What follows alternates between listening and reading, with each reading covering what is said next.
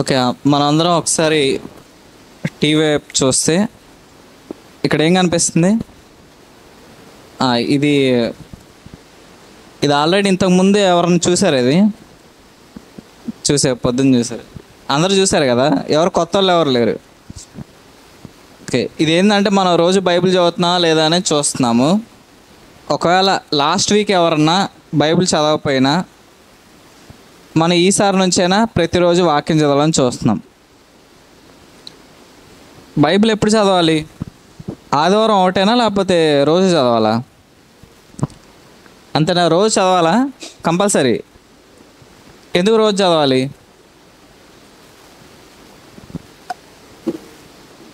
రోజు ఎందుకు చదవాలి? వారానికి ఒకసారి చదివితే సరిపోద్ది కదా? లేదు, మన అన్నం రోజు తింటామా వారానికి ఒకసారి తింటామా? రోజు తింటాం. రోజు ఒకసారి కదా 3 సార్లు 4 సార్లు కూడా తింటాం. కొంతమంది ఇంకా ఎక్కువ తింటారు.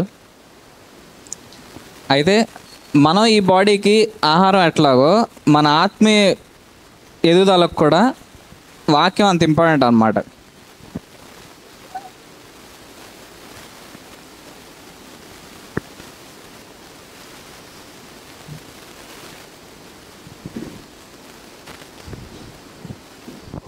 అయితే కొంతమంది అంటూ ఉంటారు కదా, మేము ఏసైని నమ్ముకున్నాం కానీ మా జీవితం అయితే ఏం మారలేదు, అంతే ఉందంటారు. ఎవరు విన్నారు? ఎవరన్నా మేము ఏసైని నమ్ముకున్నాం కానీ మా ఇంకా కష్టాలు ఎక్కువయ్యాయి, ఇంకా అంతే ఉన్నాం, మేము మాకేం మేలు జరగలేదు అంటారు. ఎందుకు? వాళ్ళు ఏసైని నమ్ముకుంటారు కానీ ఇంక అంతే ఉంటారు. ముందు ఏ పని చేస్తున్నారో నమ్ముకున్న తర్వాత కూడా అదే పని చేస్తారు. వాక్యం మాత్రం చదవరు అన్నమాట. ప్రార్థన చేసేదంటూ ఏం ఉండదు. కానీ ఏసై మాత్రం అన్నీ మార్చేయాలి. అవుద్ది అదేమన్నా? మనం వాక్యం చదవము, ప్రార్థన చేయము, దేవుడే మొత్తం మార్చేయాలి. అవుద్దా ఎక్కడన్నా? అవ్వదు. దేవుడేం పిచ్చోడు కాదు కదా, మనం ఏసైని నమ్ముకోగానే అన్నీ మార్చేయడానికి. ఎప్పుడు మారుస్తాడు? రోజు మనం ప్రార్థన చేస్తుంటే, వాక్యం చదువుతుంటే దేవుడు మన జీవితాలను ఖచ్చితంగా మారుస్తాడు. ఒకవేళ మనం తప్పు చేస్తుంటే ఏం చేస్తాడు? వాక్యం ఆ రోజు చదువుతున్నాం అనుకోండి, వాక్యం చదివేటప్పుడు ఏం చెప్తాడు? నువ్వు వెళ్ళే మార్గం తప్పు, దాన్ని సరి చేసుకో అంటాడు. అప్పుడు మనం ఏం చేస్తాం? ప్రమాదం నుంచి కాపాడబడతాం. అదే ఒకవేళ ఆ రోజు కనుక వాక్యం చదవకుండా మనం ముందుకెళ్తే ఏమైద్ది? ప్రమాదం జరుగుతుంది. అప్పుడేమంటాం? దేవుడు ఏంటి నష్టం చేశాడు అంటాం. అంతేనా? కానీ దేవుడు ఆపడానికి చూస్తున్నాడా? ఇతను ఎప్పుడు వాక్యం చదవటానికి వస్తాడు, ఎప్పుడు వాక్యం చదవటానికి వస్తాడు, నేను అతన్ని ఎలా తప్పించాలని దేవుడు ప్లాన్లు వేస్తూ ఉంటే మనం ఏం చేస్తాం? ఆ రోజు వాక్యం ఎలా ఎగ్గొట్టాలని ప్లాన్ చేస్తూ ఉంటాం అన్నమాట. నాకు ఈ పని ఉంది, ఆ పని ఉంది, నేను కొంచెం బిజీగా ఉన్నాను అని చెప్పి ఏం చేస్తాం? వాక్యం చదవమన్నమాట. అలా మనం పక్కన పెట్టేస్తే ఎవరికి నష్టం? దేవుడికి నష్టం, మన నష్టమా? ఆ వాక్యం చదివేది రోజు ఎవరి కోసం? దేవుడి కోసం, మన కోసం? మన కోసం మనం చదువుకోవాలి కానీ దేవుడికి లాభం ఉండదు అనమాట. ఇలా మనం రోజు బైబిల్ చదువుతున్నావా లేదా చూసుకొని, ప్రార్థన చేస్తున్నావా లేదా చూసుకుంటాం, మన కోసం కానీ దేవుడి కోసం కాదనమాట. అయితే ఇది గుర్తుపెట్టుకొని మనం ప్రతిరోజు వాక్యం చదువుతున్నావా లేదా అనేది చూసుకోవాలి. అయితే ఇదే కాదు కానీ మనం ఎర్లీగా రావడానికి కూడా చూసుకోవాలన్నమాట. మన దేవుడు అంటే ఎంతమందికి ఇష్టం? ఆ చేయెత్తి చూపించవచ్చు, అందరికి ఇష్టమే కదా. కానీ దేవుడు ఎవరెవరు చేయెత్తారో చూసి టిగ్గొట్టుకుంటాడా? ఇలాంటివి చూస్తాడా? ఇలాంటివి పెట్టి చూస్తాడనమాట.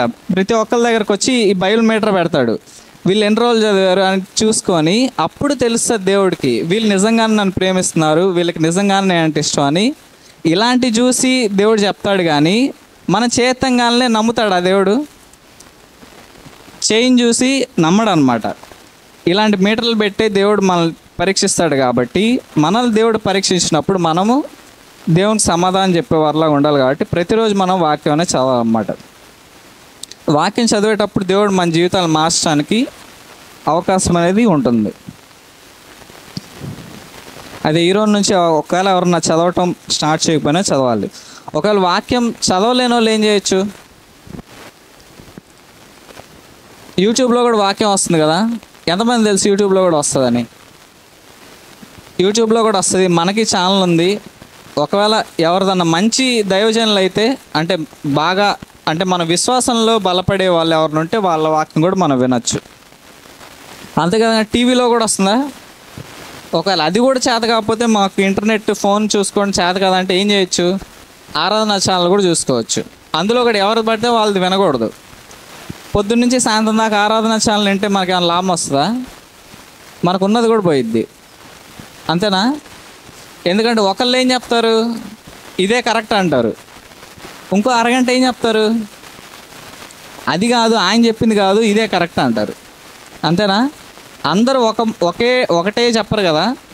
అందుకే మనం ఏది వినాలి? ఎవరైతే విశ్వాసంలో బలపడటానికి మాట్లాడుతుంటారో. కాబట్టి వాక్యం చదవాలి, లేదా యూట్యూబ్లో అన్నా వినొచ్చు, లేదా ఆరాధన ఛానల్ అయితే అందులో అన్నా వినొచ్చు. కానీ ఖచ్చితంగా ఏదో ఒకలాగా మనం కనీసం 10 నిమిషాలన్నా వాక్యం అనేది వినాలన్నమాట. ఇది లాస్ట్లో మనం ఇది ఒకసారి చూద్దాం. మనం పలికిస్తున్నాం, ఇది ఎంతమంది చూశారు? ఇది ఎంతమంది చూశారు? ఇటు ఎవరు చూడలేదు కదా. అయితే ఇవేంటివంటే బైబిల్లో ఉన్న కొన్ని ఇంపార్టెంట్వి మనం చూసుకుంటాం అన్నమాట. ఎగ్జామ్లో అన్నీ అడగరు కదా, కొన్ని ఇంపార్టెంటే అడుగుతారు, ఎందుకంటే అయ్యే వస్తాయి కాబట్టి. లైఫ్లో కూడా మన సైతాన్ ప్రతి విషయంలో కాదు కానీ కొన్ని ఇంపార్టెంట్ విషయాల్లో మనం శోధిస్తాడు. అలాంటప్పుడు మనం ఏం చేయాలి? యేసయ్య నువ్వు ఎప్పుడు సాయం చేస్తావు, నేను ఇంత ప్రాబ్లం ఉన్నాను అని అనకూడదు, కానీ వెంటనే ఆయన ఏం మాట్లాడాడో వాక్యంలో చూసుకొని అది మనం పలకాలన్నమాట. అయితే అలా పలికినప్పుడు ఏమైద్ది? సైతాన్ వెళ్ళిపోతాడు, ఆ శోధన మన నుంచి వెళ్ళిపోద్ది. అయితే కింద ఉంది, ఒకసారి నాతో పాటు చదవండి. మీలో ఉన్నవాడు లోకంలో ఉన్న వాటి కంటే గొప్పవాడు కనుక మీరు వాడిని జయించి ఉన్నారు. మనలో ఎవరున్నారు? యేసయ్య ఉన్నాడా? మనందరం యేసయ్యని నమ్ముతున్నామా? అంటే మనలో ఎవరుంటారు? యేసయ్య ఉంటాడు. లోకంలో ఎవరుంటారు? క్లియరే కదా అది. లోకంలో ఎవరుంటారు చెప్పాలి? సైతాన్ ఉంటాడు. మనల్ని మన కష్టాలు ఎవరి నుంచి వస్తాయి? యేసయ్య నుంచి వస్తాయి, సైతాన్ నుంచి వస్తాయా? సైతాన్ని మనం జయించగలమా? లేదు. కానీ యేసయ్య ఉంటే జయించగలమా? జయించగలం. మళ్ళీ యేసయ్య ఉన్నాడు కాబట్టి ఎవరు జయిస్తారు? మనమే జయిస్తాం. కానీ ఎప్పుడు జయిస్తారు అనేది కింద చెప్తున్నాడు చూడండి. కాబట్టి దేవునికి లోబడి ఉండి, నాతో పలకండి, కాబట్టి దేవునికి లోబడి ఉండి అపవాదిని ఎదిరించుడి. ఆ అపవాదిని ఎదిరించమంటున్నాడు. ఎట్లా ఎదిరిస్తాం? సైతాన్ మనకు కనిపిస్తాడా? కానీ ఎలా ఎదిరిస్తాం? ఇలా వాక్యం పలికితే వెళ్ళిపోతాడు అన్నమాట. అప్పుడు వాడు మీ వద్ద నుంచి పారిపోవను. యేసయ్యను కూడా శోధించడానికి సైతాన్ వచ్చినప్పుడు ఏం చేశాడు యేసయ్య తెలుసా ఎవరికన్నా? ఎంతమంది విన్నారు? కొండ మీద యేసయ్యను శోధించడానికి వచ్చినప్పుడు యేసయ్య ఏం చేశాడు? ఇలా వాక్యం మాట్లాడాడు అన్నమాట. అదేంది, సింపుల్ వాక్యం మాట్లాడితే వెళ్ళిపోతాడు సైతాను? నిజంగానే వెళ్ళిపోతాడు. ఎందుకు? వాక్యానికి అంత శక్తి ఉంటుంది అన్నమాట. సింపుల్గా వాక్యం మాట్లాడితే ఏం జరిగిద్దిలే అనుకుంటాం, కానీ వాక్యానికి దేవుడి నోటి నుంచి వచ్చిన మాటకి అంత శక్తి ఉంటుంది. కాబట్టి యేసయ్య ఏం చేశాడో మనం కూడా అదే చేయాలి. కాబట్టి ఇప్పటి నుంచి మనం ఏం చేయాలి? ఏదన్నా సమస్య రంగాల్లో వాక్యం మాట్లాడచ్చా? ఇప్పటి నుంచి మనకి ఇదంతా కొత్తగా అనిపిస్తుంది, కానీ మనం క్రైస్తవులుగా మనం అయ్యా నువ్వు ఎప్పుడు నా బతుకును బాగు చేస్తావు, ఎప్పుడు సాయం చేస్తావు, ఎంత కన్నీరు కాల్చాలి, ఇలా అడిగితే దేవుడు సాయం చేయడు. ఎలా సాయం చేస్తాడు? అయ్యా నేను ఈ వాక్యాన్ని నమ్ముతున్నాను, ఆయన పొందిన గాయం చేసి స్వస్థత నొంది ఉన్నావు కదా అని చెప్పావు, నువ్వు ఆరోగ్యం ఇచ్చావు కాబట్టి నీ వాక్యాన్ని నమ్ముతున్నా అంటే వెంటనే మళ్ళీ దేవుడు బాగు చేస్తాడు అన్నమాట. అంతేగాని నువ్వెప్పుడు ఇస్తావు, నువ్వెప్పుడు బాగు చేస్తావు అంటే దేవుడు బాగు చేయడు. ఇవన్నీ ఒకసారి నాతో పలకండి. బలహీనుడు నేను, బలవంతుడని పలకవలను. ఆయన పొందిన గాయం చేత నేను స్వస్థత నొంది ఉన్నాను. యెహోవా నేను తలగా నియమించును కానీ తోకగా నియమింపడు. నీ పైవాడు ఉండు కానీ కిందివాడు ఉండవు. ఒకవేళ ఎవరన్నా నువ్వు పాస్ అవ్వలేవు, నువ్వు ఎప్పుడు ఇంతే, నువ్వు పైకి రాలేవు అంటే ఏం చెప్పాలి? లేదు నేను అది నమ్మను, వాక్యంలో ఏముందో అదే నమ్ముతా అని చెప్పి నేను పైవాడుగానే ఉంటాను కానీ కిందవాడుగా ఉండనని చెప్పినప్పుడే దేవుడు మనల్ని పైకి తెస్తాడన్నమాట. కింద కూడా ఉంచండి. ఒకవేళ మనకి ఎప్పుడన్నా ఆర్థికంగా ఇబ్బందులు ఉన్నప్పుడు ఏం చెప్పాలి? నీవు అనేక జన్మలకు అప్పిచ్చదవు కానీ అప్పు చేయవు. ఇది ఉంది కదా, నేను ఈ వాక్యమే నమ్ముతానని చెప్పి దాని మీద నుంచినప్పుడు దేవుడు ఖచ్చితంగా మన అవసరాన్ని తీరుస్తాడు. కింద కూడా ఉంచొద్దాం, ఒకసారి నా చెప్పండి ఇది. కాగా దేవుడు ఐశ్వర్యం చొప్పున క్రీస్తు చేసిన మహిమలో మీ ప్రతి అవసరం తీర్చును. మన ప్రతి అవసరము ఎలా తీరుస్తాడు? మన దగ్గర డబ్బులు ఉండాల్సిన అవసరం లేదు. ఇక్కడ ఉంది కదా, తన ఐశ్వర్యం చొప్పున.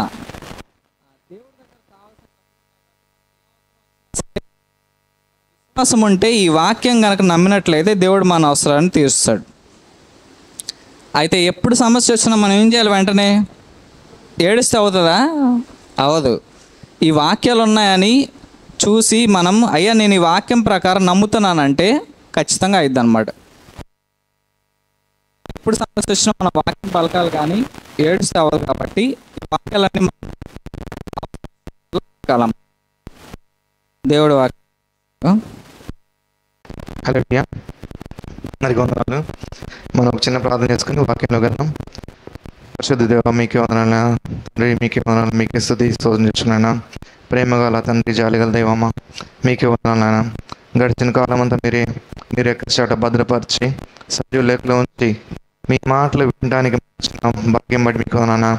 అలాగే ఎవరు ఏ అక్కరతో, ఏ అవసరంతో, ఎలాంటి బాధతో, ఏ ప్రశ్నతో వచ్చారో మాకు తెలియదు కానీ సమస్తం ఎరిగిన దేవుడు నాయన, మమ్మల్ని సృష్టించిన సృష్టికర్త మీకే వందనాయన. మీ సన్నిధికి మేము మీ మాట కోసం ఎదురు చూస్తాం. మాతో మాట్లాడు. మీ సేవకుడు వినిస్తున్నాడు, మాట్లాడినాయన. పరిశుద్ధాత్మ శక్తితో మమ్మల్ని నింపునైనా, మమ్మల్ని తాకి ముట్టి స్వస్థపరిచి, అలాగే మీ వాక్యంతో నింపి ఇక్కడ నుంచి అలాగే మైక్ ద్వారా వింటున్న ప్రతి ఒక్కరిని మీరే జ్ఞాపకం చేసుకుని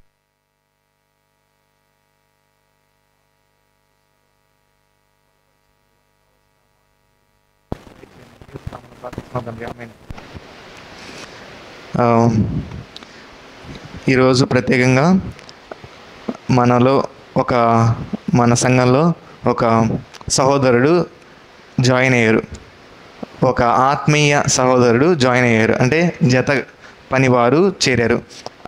మా బ్రదర్ని ఒకసారి చూపిద్దాం అనుకున్నాను. ఒకసారి ఇక్కడ రండి బ్రదర్. ఈరోజు అన్న బాప్తిజం తీసుకోవడం జరిగింది. దేవుణ్ణి సొంత రక్షకుడు అంగీకరించి బాప్తిజం తీసుకోవడం జరిగింది. Thank you so much. We are very glad to మీరు ఇక్కడ ఉండడం వల్ల మాకు చాలా సంతోషంగా ఉంది. అలాగే మీ చిన్న మాటలు ఏదన్నా చెప్పాలంటే ఏదైనా చెప్పచ్చు.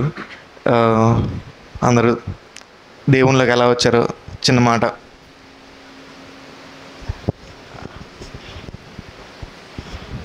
మొట్టమొదటిగా చేరొచ్చిన ప్రతి ఒక్కరికి ప్రభువైన యేసుక్రీస్తు నామంలో శుభాలు తెలియచేసుకుంటున్నాను. ఈ సాయంత్రం వేళపు సమయాన దేవుని మాటలు వినడానికి చక్కగా మనకి మందిరాన్ని ప్రభు అనుగ్రహించినందుకు ఆయన వందనాలు, స్తోత్రాలు చెల్లిస్తున్నాను. ఈరోజు నా జీవితంలో బాప్తిసం కార్యం ప్రభు జరిగించాడు. అది వాయిదాలు వేస్తున్న ప్రతి దినాన్ని వాయిదా వేస్తూ జీవితాన్ని అలా గడుపుతుంటే ఈరోజు ప్రభు నిన్నటి దినాన రాత్రి వేళ నా హృదయాన్ని తేలిక చేసినందువలన ఈ దినాన్న నేను బాప్తిసంలో నేను పొంది ప్రభు రక్తానికి సాదృశ్యమైన రొట్టెని రక్తాన్ని నేను ఈరోజు తీసుకున్నా. చాలా హ్యాపీగా ఉంది. బ్రదర్ ఎలీషా ఈ కార్యంలో నాకు చాలా సపోర్టివ్గా ఉన్నాడు. ఇందుని బట్టి నేను ఎంతగానో సంతోషిస్తున్నా. ఈ కొద్ది మాటలు ప్రభు దీవించిన గాక. థ్యాంక్ యూ అన్న, thank you. Please be seated. అయితే అది పెట్టవా, what is stopping me to get baptised అని ఉంటుంది కదా. నన్ను ఏది బాప్తిజం తీసుకోకుండా ఆపుతుంది? నీళ్ళు ఇక్కడ ఉన్నాయని ఉంటుంది కదా, 1 verse ఇస్ దేర్. అపోస్తుల కార్యంలో అదొకసారి చూపించండి, చూద్దాం. అది చూపిద్దాను అంటే ఇంటరాక్షన్ మోడ్లో వెళ్దామని. మనల్ని ఏది ఆపుతుంది బాప్తిజం తీసుకోకుండా అనేది మనం చూద్దాం. సరే, అది చూపించే లోపల నేను మీకు ఇంకొక విషయం చెప్దాం అనుకుంటున్నాను. 2 విషయాలు. ఒకటి, మనం బాప్తిజం విషయంలో ఆలోచిస్తూ ఉంటాం కదా, ఏ చిన్న వయసులో బాప్తిజం ఎందుకు అనే ఆలోచన వస్తూ ఉంటుంది. అవునా కదా? చిన్న వయసులో బాప్తిజం ఎందుకు, దేవుణ్ణి విశ్వసించడం ఎందుకు అని. అదే దేవుడు చెయ్యి చిన్న వయసులో పట్టుకోవడం తప్ప, ఇట్లా చెప్తాను, తండ్రి చెయ్యి పుట్టినప్పుడే పట్టుకుంటారా, పెద్దగా అయినాక 25 ఏళ్ళ తర్వాత పట్టుకుంటారా? చెప్పండి. తండ్రి చెయ్యి ఎప్పుడు పట్టుకుంటారు? చిన్నప్పుడే పట్టుకుంటారు. సో ఆ పిల్లోడికి తెలియదు తండ్రి ఎవరు, కానీ ఎవరైతే దగ్గరికి వస్తారో వాడిని పట్టుకుంటారు ఆ పిల్లోడు. సో మనం కూడా ఎప్పుడైతే ఒక తండ్రి మనల్ని సృష్టించిన సృష్టికర్తని ఎరిగి యేసయ్య ఏం చెప్తాడో అది చేస్తున్నాం. ఇది ఒక మత స్వీకరించడం కాదు, ఒక మార్గం. నేనే మార్గం, సత్యం, జీవం, నాలోనే నిత్య జీవం అన్నాడు. అది మనం ఎరిగి ఆయన చెప్పినట్టు చేస్తున్నాం. యేసయ్య ఒక మత స్థాపకుడు కాదు. అర్థమవుతుందా? క్రిస్టియానిటీ అనేది యేసయ్య తెచ్చింది కాదు, బైబిల్లో ఎక్కడ లేదు. ఆయన నేనే మార్గం, సత్యం, జీవం అన్నాడు. ఆయనే పరలోక రాజ్యంకి ప్రవేశం. ఆయనను విశ్వసిస్తేనే పరలోక రాజ్యంలో చేరతాము. ఆయన ఏం చెప్పాడు? ఒక నీటి మూలంగా, ఆత్మ మూలంగా తిరిగి జన్మించాలి. ఎప్పుడైతే మీరు నీటి మూలంగా బాప్తిజం తీసుకుంటారో అప్పుడు మీకు పరిశుద్ధాత్మ దేవుడైన వరం ఇస్తాడు. సో పరిశుద్ధాత్మ దేవుడు బాప్తిజం ఇస్తాడు ఎప్పుడు? హృదయంలో మనము అంగీకరించినప్పుడు, నీటి ద్వారా మనము ఆయన విశ్వసించి ఈ లోకం ముందు నేను యేసయ్య బిడ్డని, నేను యేసయ్యని అంగీకరించాను అని చెప్పినప్పుడు ధైర్యంగా, ఆయన కోసం సిగ్గుపడకుండా మనం నుంచినప్పుడు, అప్పుడు పరిశుద్ధాత్మ దేవుడు వరముగా మనలో బాప్తిజం ఇస్తాడు, వస్తాడు, నడిపిస్తాడు. ఇది గుర్తుపెట్టుకోండి. సో ఎప్పుడు కూడా ఈ వయసులో ఎందుకులే, ఆ వయసులో ఎందుకులే అనుకోకూడదు. ఒక విషయం, పిల్లలు వెళ్తూ ఉంటారు, ప్రతి సెకండ్ మనం చూడగలమా? ఒక వయసుకు వస్తారు, ఒక 10 ఏళ్ళ వరకు చిన్న, ఒక 2 ఏళ్ళు 3 ఏళ్ళు చేపట్టుకుంటాం, ఇంకా వాళ్ళ పని వాళ్ళు చేసుకొని వెళ్తారు కదా. అప్పుడు ఎవరుంటారు? ప్రతి క్షణం మనం ఉండగలమా? దేవుణ్ణి అతికిచ్చి పెట్టండి, దేవుడికి తోడివ్వండి అంటున్నా. అర్థమవుతుందా? ఎప్పుడు కూడా దేవుడితో నడవాలి మన పిల్లలు. వాళ్ళు తీసుకుంటామన్నప్పుడు మనం ఆపకూడదు. ఎందుకంటే దేవుడితో నేను ఉంటానని ఎవరిస్తారు ప్రేరేపణ? ఒకడు దేవుని మార్గంలో నడవాలంటే పరిశుద్ధాత్మ దేవుడు నడిపిస్తాడు. సో దేవుడి నడిపింపున్నప్పుడు మనం ఎవరు ఆపడానికి? ఆపకూడదు. అంటే నువ్వేమంటున్నావు? నువ్వొద్దు నా పిల్లోడికి, దేవుడు లేదంటే ఎవరు వస్తారు? సాతాను గడు రెడీగా ఉంటాడు. చీకటి ఇప్పుడు నైట్ అయింది, రాత్రి వేళలో ఇప్పుడు లైట్ లేసాం కాబట్టి ఈ రూమ్లో ఏముంది? వెలుతురు. చీకటి ఉంది, కానీ లైట్ వేసినప్పుడు ఆ వెలుతురు వల్ల ఆ చీకటి వెళ్ళిపోతుంది. మన యేసయ్య కావాలని లైట్ వేసుకోవాలి మన జీవితంలో. ఈ వాక్యం వెలుగు లాంటిది, కావాలని మన హృదయంలోకి వేసుకోవాలి, స్విచ్ చెయ్యాలి. మన హృదయంలో స్విచ్ చెయ్యాలి, తెరవాలి, తలుపు తెరిచి యేసయ్య రమ్మనాలి, స్విచ్ చెయ్యాలి. అంటే పరిశుద్ధాత్మ రా అని ఆయన పిలవాలి. ఎవరైతే ప్రభు నామని పిలుస్తారో వాళ్ళు రక్షింపబడతారండి. ఎవరు ఆ ప్రభు? యేసయ్య ప్రభు అని మనం అంగీకరించాలి. పాత నిబంధనలు అంతా ప్రభు ప్రభు అని ఉంటుంది. ప్రభు నామంలో ఎవరైతే పిలుస్తారో వాళ్ళు రక్షింపబడతారు. ప్రభువే దేవుడని మనము ఎరగాలి. ఆ దేవుడే యేసయ్య అని అంగీకరించాలి. ఆయన నా కోసం చనిపోయాడని, తిరిగి లేచాడని, ఆయన చనిపోయిన దేవుడే కాదు, ఆయన మరణమని ముల్లెక్కడని మరణాన్ని సైతం జయించి తిరిగి లేచాడు. అలాంటి వాళ్ళు ఎవరూ లేరు. సో అది మనం గ్రహించి యేసయ్య ప్రభువుని అంగీకరించి, దేవుడిని అంగీకరించి ఆయన రమ్మని నడిపించమనాలి. ఇలాంటి కార్యమంతా ఒక చిన్న వయసులో ఒక పిల్లలు ఎవరైనా తెలుసుకున్నప్పుడు అది ఎవరు చెప్పారు? నేనెవరు అని శిష్యుడు అడిగినప్పుడు యేసయ్య శిష్యులను అడిగారు, నేను ఎవరు అనుకుంటున్నావు అని. అంటే కొంతమంది ఏమో అపోస్తలులు, పౌలు, కొంతమంది ఏమో ఏలియా, కొంతమంది ఎలీషా, కొంతమంది ప్రవక్త అనుకున్నారు. నువ్వెవరంటే నువ్వు యేసు క్రీస్తువి రక్షకుడివి అని అన్నప్పుడు ఆయన ఏమంటాడు యేసయ్య? ఇది రక్త మాంసాలు నీకు చెప్పలేదు, కానీ తండ్రి నీకు అనుగ్రహించింది. అర్థమవుతుందా? ఒకళ్ళు దేవుణ్ణి తెలుసుకోవడం, యేసయ్య యేసు క్రీస్తు అని తెలుసుకోవడం, అభిషేక్తుడని తెలుసుకోవడం, ఆయన రక్షకుడని తెలుసుకోవడం అది మామూలు విషయం కాదు. అర్థమవుతుంది? ఇక్కడ ఉన్న ప్రతి ఒక్కళ్ళు, లైవ్లో ఉన్న ప్రతి ఒక్కళ్ళు అర్థం చేసుకునే విషయం ఏంటంటే, ఎవరైతే యేసయ్యని సొంత రక్షకుడు అంగీకరించాలి, నేను రక్షణ పొందాలి అని అడిగారంటే వారు ఎవరు? దేవుడి నుంచి వాళ్ళ హృదయము తెరవబడింది. దేవుడిచ్చిన జ్ఞానం, ఈ లోకంలో ఎంత జ్ఞానం ఉన్నా అది పరలోకం తీసుకెళ్ళలేదు. ఎప్పుడైతే యేసయ్య రక్షకుడని తెలుసుకుంటారో అది ఎవరు చెప్పారు? పరలోకంలో తండ్రి చెప్పాడు యేసయ్య రక్షకుడని. ఆ తండ్రి చెప్పినప్పుడు మనం ఎవరు ఆపడానికి? అది గుర్తుపెట్టుకోవాలి. తర్వాత చిన్నపిల్లలైనా పెద్దలైనా యేసయ్య రక్షకుడని తెలుసుకున్నప్పుడు మనం ఎవరు ఆపకూడదు. వారు త్రోవలో వెలుచుండగా నీళ్ళున్న అందరూ విన్నారని, నీళ్ళున్న ఒక చోటకి వచ్చినప్పుడు నపుంసకుడు, ఇదిగో నీళ్ళు, నాకు బాప్తీసం ఇచ్చుటకు ఆటంకమేమని అడిగి రథము నిలుపమని ఆజ్ఞాపించను. అర్థమవుతుంది? ఏంటి ఆపుతుంది నేను ఈరోజు? ఇదిగో నీళ్లు, నాకు బాప్తీసం ఇచ్చుటకు ఆటంకమే అడిగి రథం నిలుపడం ఆజ్ఞాపించను. Okay, next. తర్వాత ఫిలిప్పు, నీవు కిందకి రా నిషం పూర్ణ హృదయంతో విశ్వసించు. మనం ఏం చేయాలి? నీళ్ళున్నాయి వెంటనే బుడబడ మునిగితే సరిపోదు. నువ్వు పూర్ణ మనసుతో హృదయంతో విశ్వసించిన ఎడల పొందవచ్చు. నువ్వు పొందడానికి ఏం కావాలి? నీ పూర్ణ హృదయంతో విశ్వసించాలి. సగం సగం వద్దు, సగం సగం ఇస్తే పరలోకం చేరవు. సో పూర్ణ హృదయంతో విశ్వసించాలి అంటే నీ సొంత ఆలోచనలు తీసేసేయాలి. యేసయ్యని సంపూర్ణంగా నమ్మాలి. ఏంటి యేసయ్య పరలోకం నన్నర తీసుకెళ్తాడు? అసలు ఇదంతా పాసిబుల్. నమ్మడం వల్ల పరలోకం చేరడం ఏంటి అనిపిస్తుంది. కాదు, యేసయ్య ద్వారానే మార్గం. పూర్ణ హృదయంతో నమ్మాలి. మంచి కార్యాలు చేస్తే నేను పరలోకం చేరతాను అనుకోకూడదు. అది పూర్ణ హృదయంతో నమ్మడం కాదు. నువ్వు నమ్ముతావు కాబట్టి, ఆయన రక్షణ పొందుకున్నావు కాబట్టి నువ్వు మంచి పనులు చేస్తావు. మంచి పనులు చేసినందుకు పరలోకం రాదు. తర్వాత పూర్ణ హృదయంతో విశ్వసించినట్లా పొందవచ్చు. అప్పుడు యేసు క్రీస్తు దేవుని కుమారుడని విశ్వసించున్నానని ఉత్తరం ఇచ్చును. అంటే యేసుక్రీస్తు దేవుని కుమారుడు, నా కోసం పుట్టాడని నమ్మాడు ఆయన.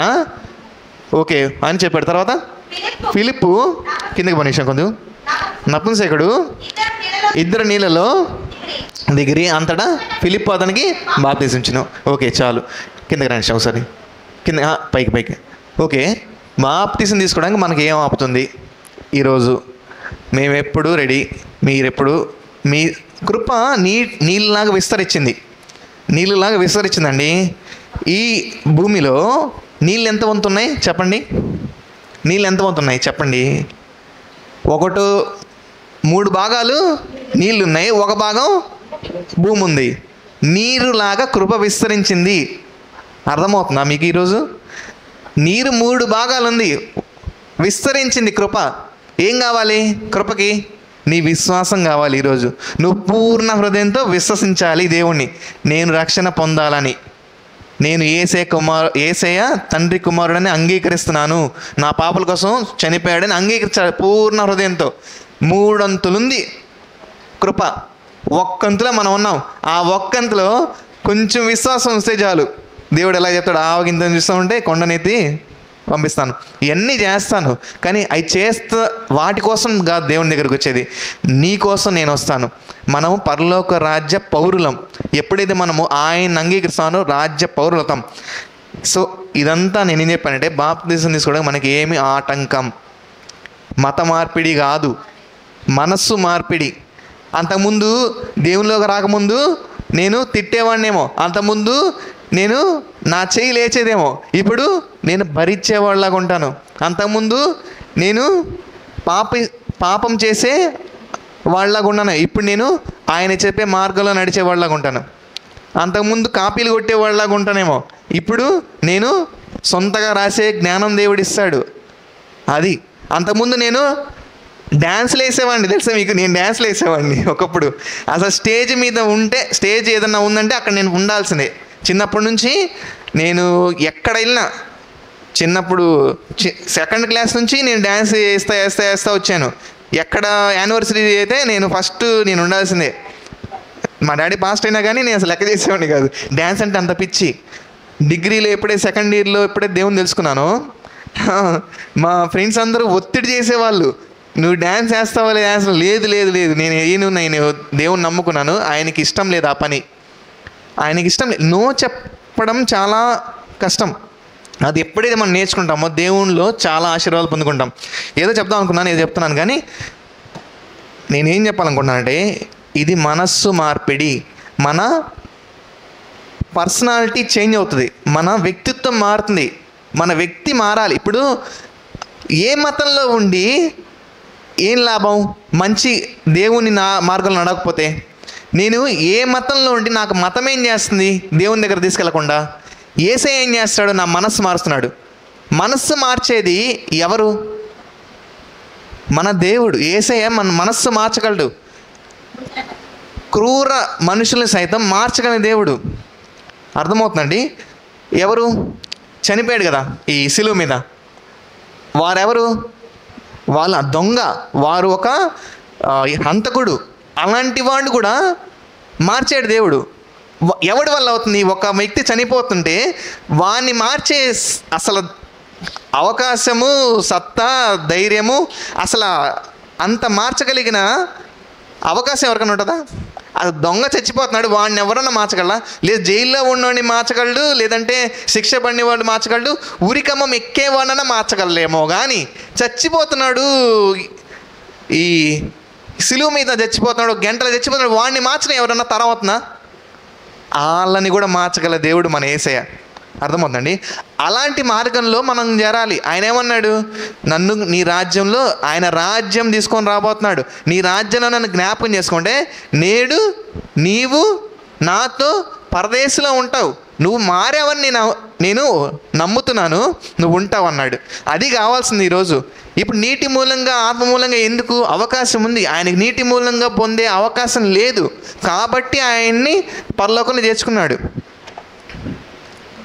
ఓకే, 2 నిమిషాలు అయిపోయింది.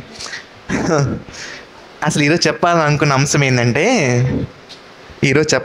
ఏంటంటే మనము ఎడతెగక ఇక్కడతో నేను దీన్ని ముగించేస్తున్నాను. బాప్తిజం గురించి నేను ఇంకా ఆపేస్తాను, దాని గురించి ఎక్కువసేపు వెళ్ళిపోతుంది. కానీ ఈరోజు ఎడతెగక మనం ఉండాలి అనేది చెప్పాలనుకుంటున్నాను.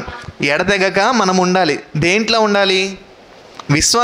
ఒక విశ్వాసి విశ్వసించిన తర్వాత, యేసయ్యను రక్షణ పొందిన తర్వాత ఎడతెగక ఉండాలి. ఎడతెగక డివోట్ దెమ్సెల్ఫ్. అపోస్తల కార్యములు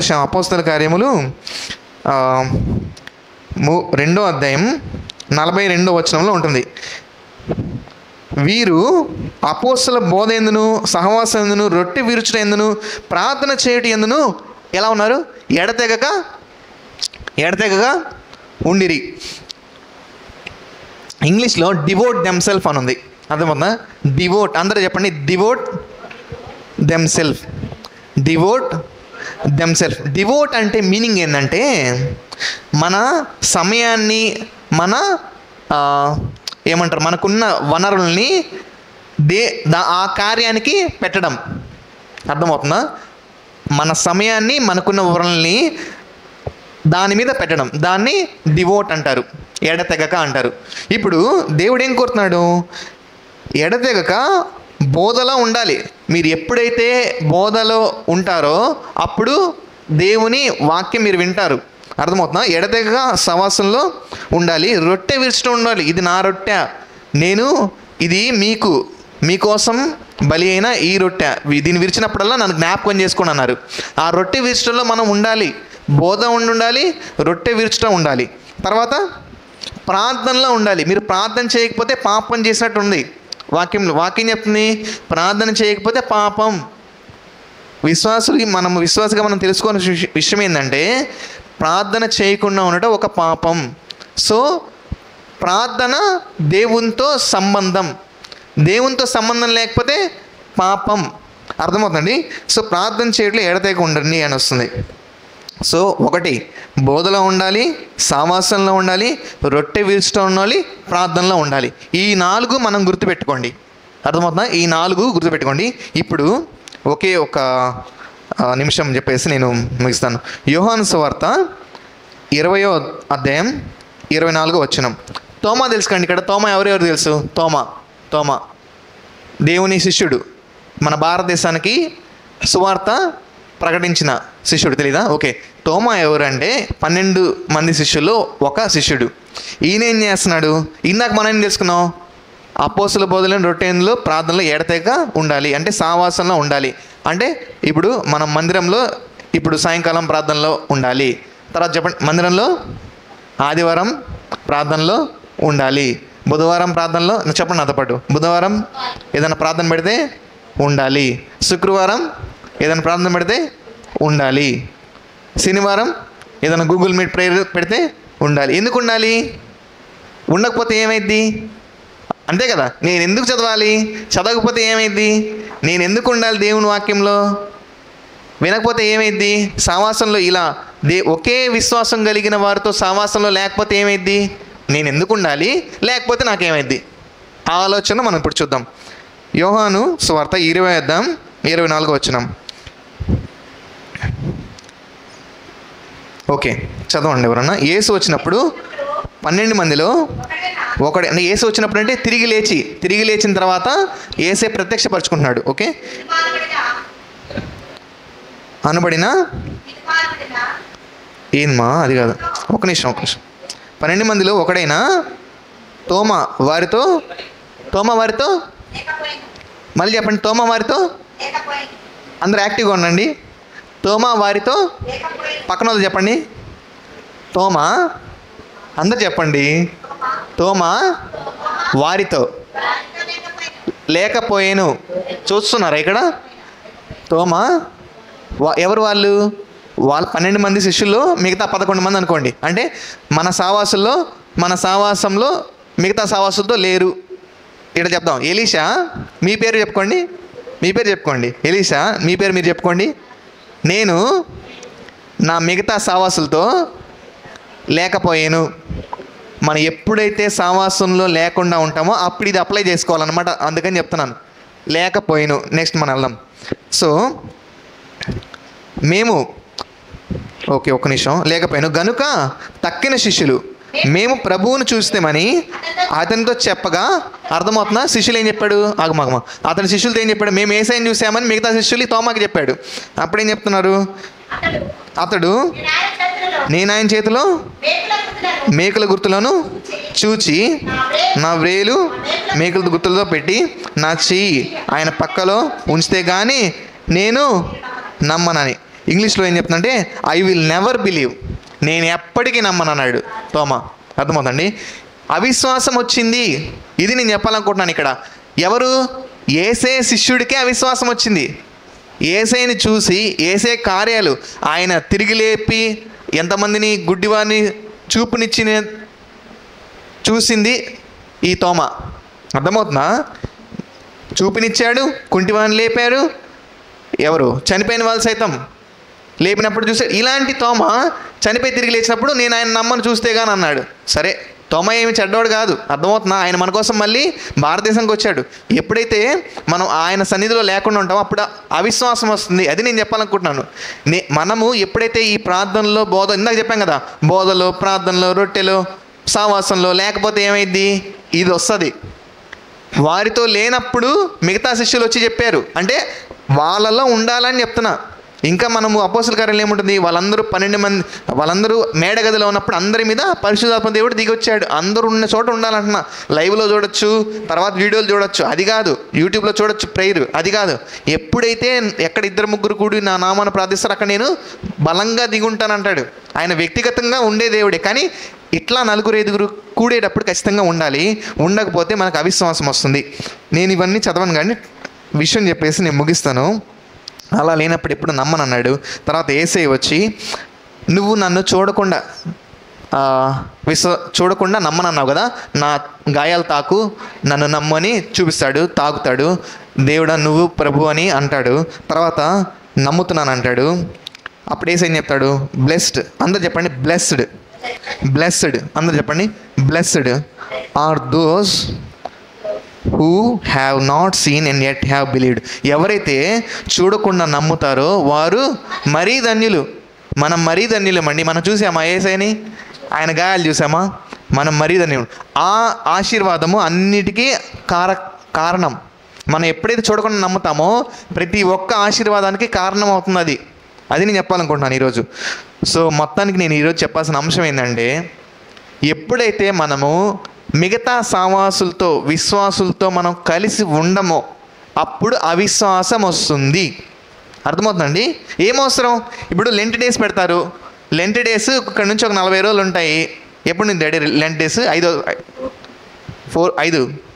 5 నుంచి ఇంకో 40 రోజులు లెంట్ డేస్ ఉంటాయి. ఏమవసరం ప్రార్థన పెట్టిన ప్రతిసారి? అర్థమవుతుందండి మీకు ఎందుకు చెప్తున్నాను ఇది. లెంట్ డేస్ ప్రార్థనలు కానీ, బుధవారం ప్రార్థన కానీ, శుక్రవారం ప్రార్థన కానీ, ఆదివారం ప్రార్థన, ఏ ప్రార్థన అయినా మనం లేకపోతే ఏమైతే అర్థమవుతుందా? మనకు అవిశ్వాసం వస్తుంది. అవిశ్వాసం వస్తే మనం పరలోకం చేర్చలేం. యేసయ్య కృప మనకిచ్చాడు, దానికి విశ్వాసం జతపరచాలి. ఆ జతపరిచే విశ్వాసం ఎక్కడొస్తుంది? ఇలా సావాసంలో ఉన్నప్పుడు వస్తుంది. అర్థమవుతుందా? మనం విశ్వాసంలో బలపడాలంటే ఇలా అందరితో కూర్చున్న చోట మనము విశ్వాసులతో కలిసి ఉండాలి. అప్పుడే విశ్వాసులతో ఉన్నప్పుడే విశ్వాసం వస్తుంది. అవిశ్వాసం వస్తే ఏమంటాం?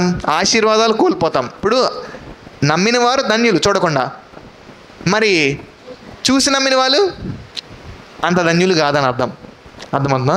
కానీ తోమా ఏమీ అప్పుడు దాకా మారు మనసు పొందాడు, మళ్ళీ రూపాంతరం చెందాడు. తర్వాత తోమా ఏం చేశాడు? మన కోసం క్రీస్తును పోలి ఆయన సహోదర ప్రేమ చూపించాడు. ఎలాగా? మనము అవిశ్వాసంగా ఉన్నప్పుడు దేవుణ్ణి ప్రశ్నించవచ్చు, తప్పులేదు. అయ్యా నువ్వు నిజమైన దేవుడైతే నాకు కనిపించు, నాకు కనిపిస్తే నేను నమ్ముతానంటాను, తప్పులేదు. కనిపిస్తాడు దేవుడు, నమ్మేలాగా చేయగలడు దేవుడు. కానీ చూడకుండా నమ్మిన వాళ్ళు ధన్యులు. ఎప్పుడైతే తోమా నమ్మాడో తర్వాత ఏం చేశాడు? ఆత్మచేత ప్రేరేపింపబడి భారతదేశానికి వచ్చి ఆయన మన కోసం హతసాక్షి అయ్యాడు. యేసే కోసమే, కానీ సహోదరి ప్రేమ. యేసైని నమ్మిన తర్వాత మన సహోదరి ప్రేమ చూపించడానికి రెడీగా ఉండాలి. ఆయన ఆత్మ ప్రేరేపణతో ముందుకెళ్ళాలి. ఈరోజు విన్న వాక్యం ఏమైనా అర్థమైందా? ఫస్ట్ దేని గురించి చెప్పాము?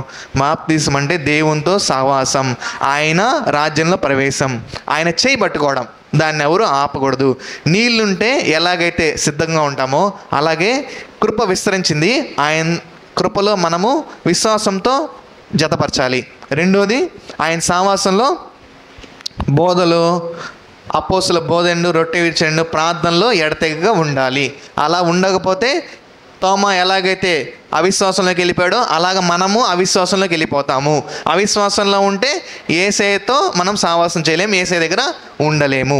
సో ఎప్పుడైతే మన ప్రార్థనలో చివరిగా మన ఆశీర్వాదము పొందుకోవాలో అనుకుంటామో అప్పుడు మనం బోధ ఎందు, సహవాసం ఎందు, రొట్టె విరుచుట ఎందు ప్రార్థనలో ఎడతెగగా ఉండాలి.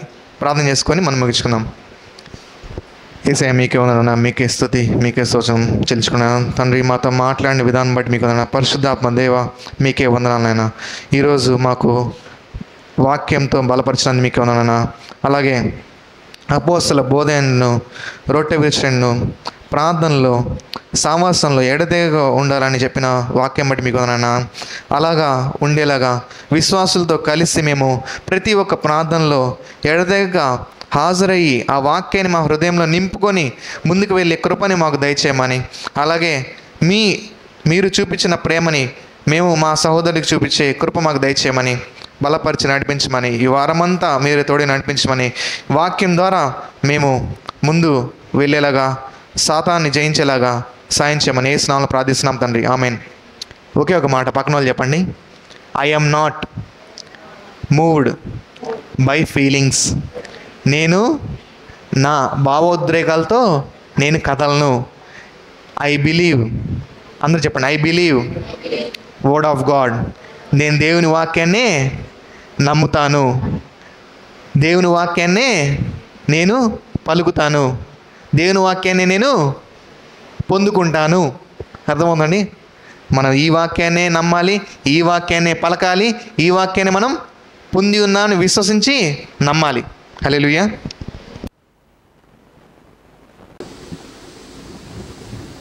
ఈ సమయంలో మనము దేవుని యొక్క పరిశుద్ధ బలలో పాలు పొందేటువంటి సమయము. దయచేసి అందరం మన జీవితాలను మనం పరీక్ష చేసుకుందాం. ఒక్క నిమిషం మనము తలలో ఉంచి కళ్ళు మూసుకుందాం. ఒక్క నిమిషం మనం తలలో ఉంచి కళ్ళు మూసుకుందాం. మనము దేవుని సన్నిధిలో, వాక్యపు వెలుగులో, వాక్యమైన అర్థంలో మనము మన జీవితాన్ని చూసుకుంటూ ఉన్నాం. మన కోసం యేసయ్య ఆ శిలువలో రక్తానంతటిని కార్చాడు. ఆయన శరీరం అంతా గాయాలు పాలైపోయింది.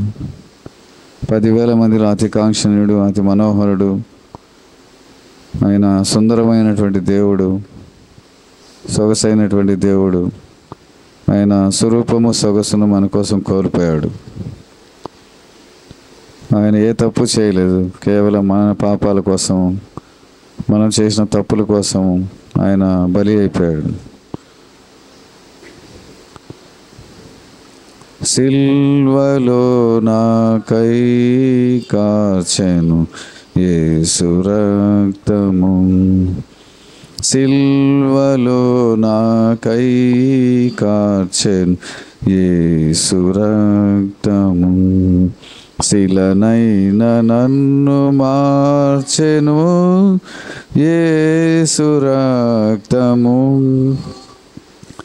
నైన నన్ను మార్చెను యేసు రక్తము, యేసు రక్తము, ప్రభు యేసు రక్తము, యేసు రక్తము, ప్రభు యేసు రక్తము, అమూల్యమైన రక్తము, యేసు రక్తము, అమూల్యమైన రక్తము, యేసు రక్తము, సమాధాన పరచును యేసు రక్తము, సమాధాన పరచును యేసు రక్తము, సమస్యలన్నీ తీర్చును యేసు రక్తము, సమస్యలన్నీ తీర్చును యేసు రక్తము, యేసు రక్తము, ప్రభు యేసు రక్తము, యేసు రక్తము, ప్రభు యేసు రక్తము, సంపూర్ణ శాంతినిచ్చును సురక్తము, సంపూర్ణ శాంతినిచ్చును యేసు రక్తము. దయచేసి మన జీవితాన్ని పరీక్ష చేసుకుందాం. దేవుని వాక్య పేరులో మన జీవితాన్ని పరీక్ష చేసుకొని ప్రభు బలిలో మనం పాలు పొందాం. అది ఆయన శరీరం అని, గాయాలు, శ్రమలు, వేదనలు పొందినటువంటి శరీరం అని. ఆయన రక్తం, ఆయన శరీరంలో ఉన్న రక్తం అంతటిని గాయాలలో నుంచి కార్చినటువంటి రక్తం. ఆ రక్తము మన కోసం చిందించాడు, కడబొట్టు వరకు చిందించాడు. ఇంకా బల్లె పొడిస్తే నీరు కారిందని మన బైబిల్ వాక్యంలో చదువుతున్నాం. కాబట్టి ఆయన రక్తమే ప్రాణం, మన కోసం ధారపోసినటువంటి దేవుడు, మన కోసం ఆయన బలియాగం అయిపోయినటువంటి దేవుడు. మనం చేసినటువంటి తప్పు, మనం చేసినటువంటి పాపం నిమిత్తమై ఆయన ఆ శిక్షను అనుభవించి మనకు విడుదల, విమోచన, రక్షణ ఇచ్చినటువంటి దేవుడిగా ఉంటున్నాడు. అందుకని మన జీవితాలని మనం జ్ఞాపకం చేసుకొని, నేను మీకు అప్పగించిన దాన్ని ప్రభువులను పొందితిని, ప్రభువుని యేసు తాను అప్పగింపబడిన రాత్రి ఒక రొట్టెనెత్తుకొని కృతజ్ఞతాస్తుతులు చెల్లించి దాన్ని విరిచి, ఇది మీ కొరకైన నా శరీరము, నన్ను జ్ఞాపకం చేసుకుంటకై దీన్ని చేయడం చెప్పాను.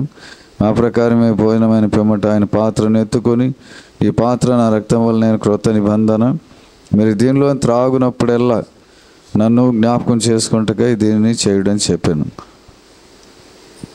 మీరు ఈ రొట్టెను తిని ఈ పాత్రలను త్రాగునప్పుడల్లా ప్రభు వచ్చే వరకు ఆయన మరణమును ప్రచురించెదరు. కాబట్టి ఎవడ యోగ్యముగా ప్రభు యొక్క రొట్టెను తినో లేక ఆయన పాత్రను త్రాగునో వాడు ప్రభు యొక్క శరీరం గురించి, రక్తమును గురించి అపరాధియగును. కాబట్టి ప్రతి మనుష్యుడు తన్ను తాను పరీక్షించుకొనవలను, అలాగూ చేసి ఆ రొట్టెను తిని ఆ పాత్రను త్రాగవలను. ప్రభు శరీరమని వివేచింపక తిని త్రాగువాడు తనకు శిక్షావిధి కలుగుటకే తిని త్రాగుచున్నా. ఇందువల్లనే మీలో అనేకులు బలహీనలు, రోగులనే ఉన్నారు, చాలామంది నిద్రించున్నారు. అయితే మనలోని మనమే విమర్శించుకొని నెడలా తీర్పు పొందకపోదుము. ప్రేమగల తండ్రి, ఈ పాత్ర మీరు ఆశీర్వదించి పరిశుద్ధపరిచి మీ అమూల్యమైన శరీరముగా, మీ యొక్క పరిశుద్ధ శిలువ రక్తంగా మార్చినందుకే స్తోత్రం. మా శిక్షను మీరు నాయన భరించి మీ యొక్క శరీరం అంతటిని గాయాలు పాలి ఒక నాగడిశాల వలె దున్నబడిందని దేవా మిమ్మల్ని స్తుతిస్తూ ఉన్నాం. అలాగే నా గాయాల్లోంచి మీరు కార్చినటువంటి పరిశుద్ధమైనటువంటి శిలువ రక్తాన్ని బట్టి స్తోత్రం. ఈ రక్తమే ప్రాణం, మీ ప్రాణం మా కోసం బలిగా అర్పించారు. ఈ రక్తమే పరిశుద్ధ శిలువ రక్తమే నాయన మా ప్రతి పాపం నుండి కడిగి పవిత్రులుగా పరిశుద్ధులుగా చేసింది. అందును బట్టి స్తోత్రం నాయన. దేవా మేము మీ బిడ్డలమని, మీ రక్త మాంసంలో పాలిభాగస్థులమయ్యామని దేవా, ఇందును బట్టి మీరు మాకు ఇచ్చినటువంటి నిరీక్షణను బట్టి స్తోత్రం నాయన. మీ రాజ్య సంబంధులం, మీ రాజ్య వారసులం, మీ బిడ్డలమని రుజుపరుస్తుండగా మిమ్మల్ని స్తుతిస్తూ మహిమపరుస్తూ ఉండగా దేవా, నేను పాత్రలో చేవేస్తుండగా మీరు ఇచ్చిన యోగ్యత, ధన్యత, పరిశుద్ధతను బట్టి స్తోత్రం చెల్లిస్తూ యేసు నామంలో ప్రార్థించి స్తుతించి అడిగి వేడుకుంటున్నాము తండ్రి. ఆమె. దయచేసి సిద్ధపడిన వారు మీ కుడి హస్తాలు చూపించినట్టయితే ప్రభు పాత్ర మీకు అందించబడుతుంది. దయచేసి యేసుక్రీస్తు నామంలో రక్షణ పొంది బాప్తిసం తీసుకొని సిద్ధపడినటువంటి వారు మీ చేతులు చూపించు.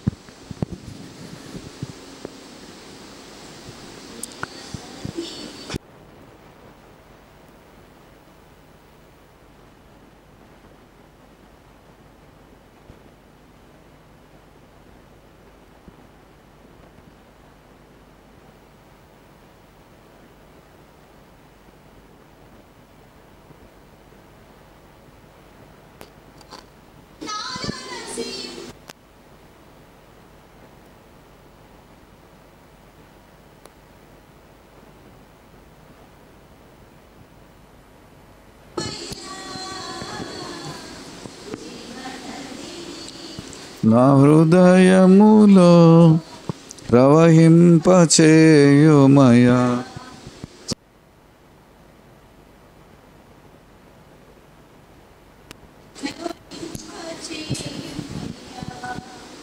ఇంకెవరైనా ఉంటే సిద్ధపడిన వారుండి ప్రభు పాత్ర అందకపోతే మీ చేతులు చూపించండి. ప్రభు పాత్ర మీకు అందించబడుతుంది. ప్రార్థన చేసుకుందాం. ప్రేమగల తండ్రి, జీవగల మా రక్షక స్తోత్రం నాయన. ఈ పరిశుద్ధమైనటువంటి దినంలో మీ సన్నిధిలో పరిశుద్ధంగా అది మీ శరీరం అని, మీ రక్తమని వివేచనతో పాలు పొందే ధన్యత మాకు ఇచ్చినందుకు స్తోత్రములు దేవా. ఇంకా మిగిలినటువంటి మీ శరీరాన్ని బట్టి, రక్తాన్ని బట్టి స్తోత్రం చెల్లిస్తుంటున్నాం.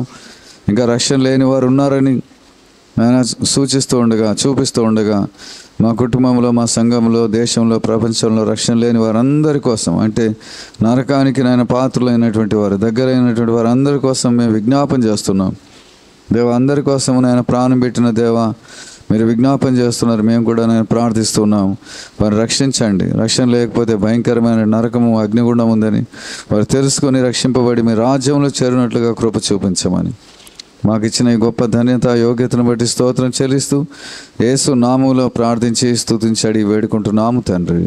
ఆమేన్.